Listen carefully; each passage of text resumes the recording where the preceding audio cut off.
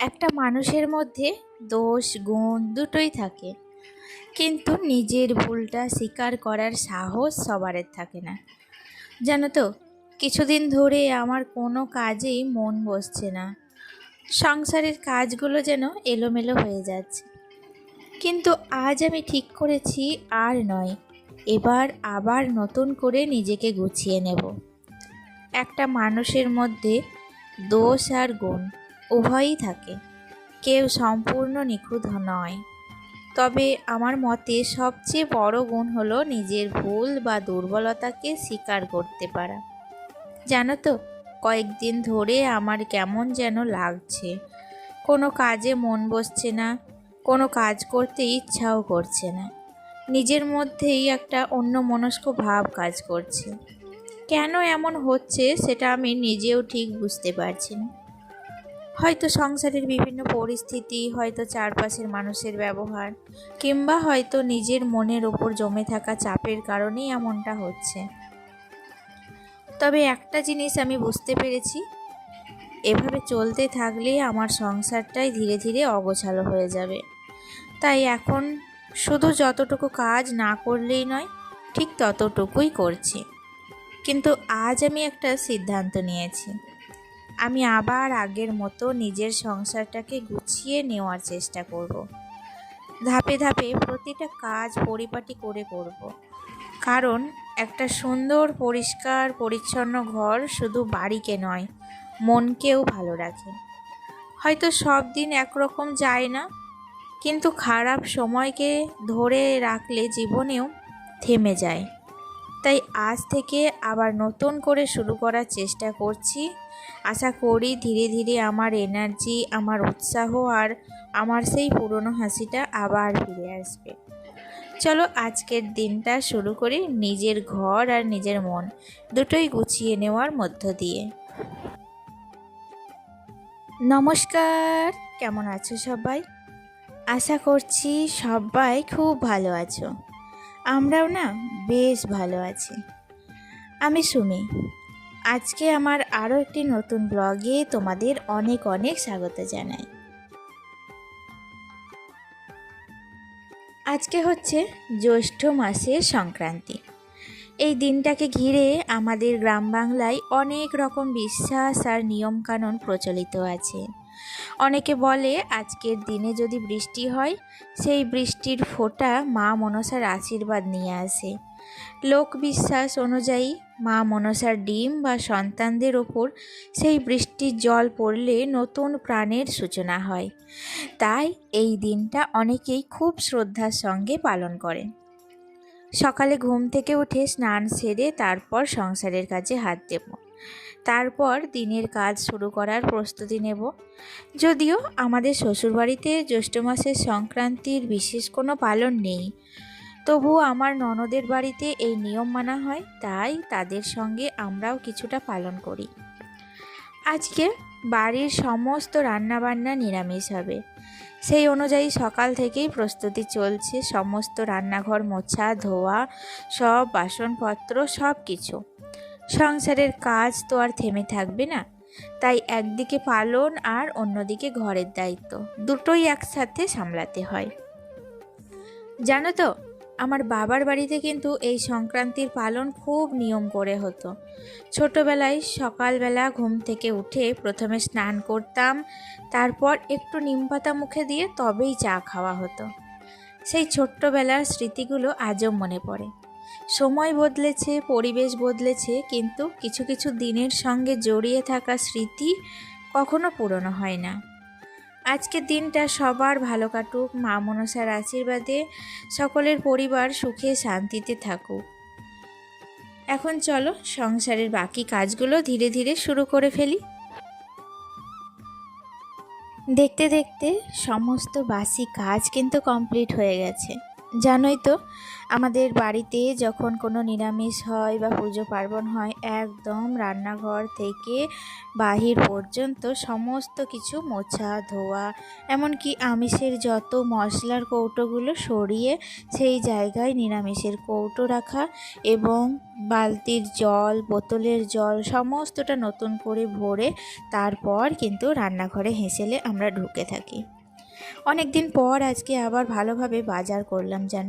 কয়েকদিন হলো বাজার কাকু কিন্তু আসছিল না, তো আজকে এসেছিল, তো অনেক রকম সবজি কিন্তু নিয়ে রেখেছি।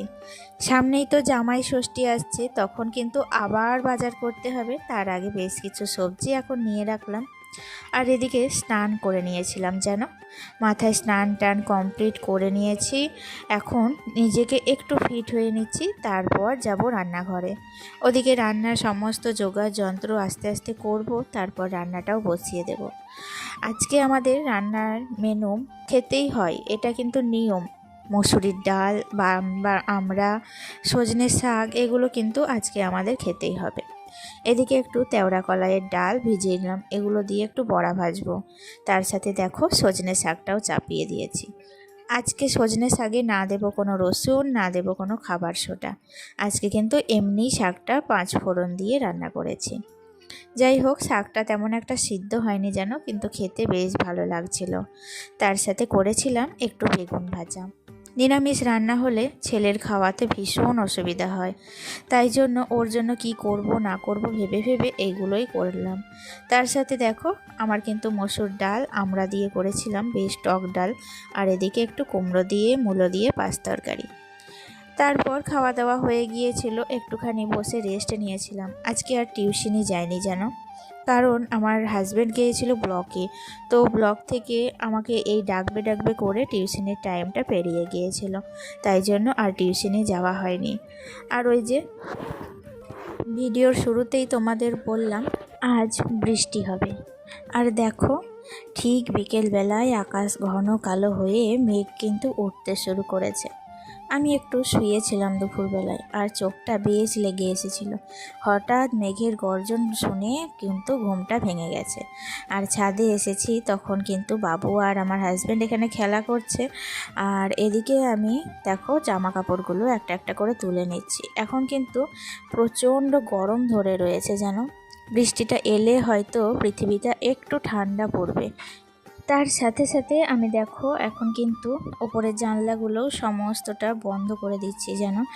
এই ঘরটা কিন্তু রং করা চলছে, এখনও কমপ্লিট হয়নি, তবে আস্তে আস্তে হয়ে যাবে। আর বেশ কিছুদিনের মধ্যেই কিন্তু আমি তোমাদের নতুন ঘরের লুক শেয়ার করতে পারবো। যাই হোক, দেখো তারপর চলে এসেছিলাম নিচে আমার বেডরুমে। এখন প্রচণ্ড গরম ধরেছে, কি বলবো। আর একে তো ছাদ থেকে এসেছি, কি গরমটাই না ধরেছে। আমি অবশ্য ফ্যান চালিয়ে দিয়েছি, কিন্তু কারেন্ট কতক্ষণ থাকবে সেটা কিন্তু আমি নিজেও ভাবতে পারছি না। যাই হোক, কারেন্ট থাকতে থাকতে ঘরটাকে একটুখানি গুছিয়ে নেওয়ার চেষ্টা করছি। আর এদিকে আমার শাশুড়ি মা কিন্তু ঘরে এসেছিল, আমার সাথে কিছু একটা কথা বলছিল, তো আমিও তো মায়ের সাথে একটু কথাবার্তা বলছিলাম, এদিকে আমার কাজটাও কিন্তু চালিয়ে যাচ্ছিলাম। যাই হোক, এদিকে বাবুর ড্রেসগুলো একটু গুছিয়ে রাখলাম। বাবু সারা দুপুর আমি এইখানেই কিন্তু শুয়েছিলাম, আর বিছানাটাও বেশ নোংরা হয়েছে, তো অনেকক্ষণ টাইম লাগবে ঝাড়তে। মাকে বললাম যে বালিশগুলো ওই ঘর থেকে এনেছিল, তো মা ওই ঘরে রাখতে গেল, কিন্তু রাখা হলো না কোনো একটা কারণে, তাই জন্য আমি বললাম এখানেই রেখে দাও। তো সেই কারণে বালিশগুলোকে এখানে রেখে এখন দেখো বিছানাটাকে ঝেড়ে নেব। জানো তো, বাবুর কিন্তু আগের থেকে এখন অনেক ফোনের নেশাটা কমে গেছে। আমার কঠিন সিদ্ধান্ত নেওয়াটা কিন্তু কাজে এসেছে। ভীষণ ভালো লাগছে বাবুর এই পরিবর্তন দেখে। যাই হোক, ভগবানের আশীর্বাদে হয়তো বাবুর সেই খারাপ মূর্তিটা যাই হোক অনেকটা কমে গিয়েছে। আর তোমরা আশীর্বাদ করো যাতে আমি কিন্তু এইভাবেই আমার ছেলেকে আরও সামনের দিকে ভালো পথেই নিয়ে যেতে পারি, আর যেন কখনোই সে খারাপ পথটা বেছে না নেয়। যাই হোক, দেখো আমার কিন্তু তোমাদের সাথে কথা বলতে বলতে বেশ কিন্তু বিছানাটা গোছানো কমপ্লিট হয়ে গেছে। বিছানাটা ঝাড়লাম, আজকে আর বেড কভারটা চেঞ্জ করব না জানো। সকালের দিকে বেড কভারটাও ঝেড়ে নিয়েছিলাম, সকালেও চেঞ্জ করা হয়নি। দেখা যাক 2-1 দিনের মধ্যে বেড কভারটা কিন্তু আবার কাচাকুচি করব। আসলে ওপরে রং হচ্ছে বলে কিনা জানি না, প্রচণ্ড নিচে তলায় ধুলো হচ্ছে। তো সেই ধুলোগুলো আমি প্রতিদিনই পরিষ্কার করছি, তবুও দেখছি কোথা থেকে ধুলোগুলো চলে আসছে। আর তার সঙ্গে বলতে বলতেই নেমে গিয়েছিল বৃষ্টি, আর কি চরম মেঘ ডাকা, কী পরিমাণ বৃষ্টি হয়েছে তোমরা দেখতেই পাচ্ছ। প্রচণ্ড সজোরে বৃষ্টি হচ্ছিল, তার সাথে মেঘ ডাকছিল। তো আমি তো ভয়ে ভয়ে একটুখানি কি বলো তো, আমি ভিডিও করে নিয়েছি, ভয়ও লাগছিল মেঘ ডাকার সাথে সাথে ভিডিও করতে। আর এই সমস্ত জলগুলো জানো তো আমাদের পিছন দিকে এসে একদম বাড়ির সামনে সবটা এসে জড়ো হয়ে যায়। দেখতেই পাচ্ছ বাড়িটা তো পুরো বৃষ্টিতে বয়, আর ওই যে গেটের সামনে অবস্থা দেখো, এক হাঁটু পর্যন্ত জল এসে হাজির। তাহলে বন্ধুরা চলো, আজকের মতো ভিডিওটি এতটুকুই থাকছে। দেখা হচ্ছে তোমাদের সাথে নেক্সট ব্লগে। টাটা।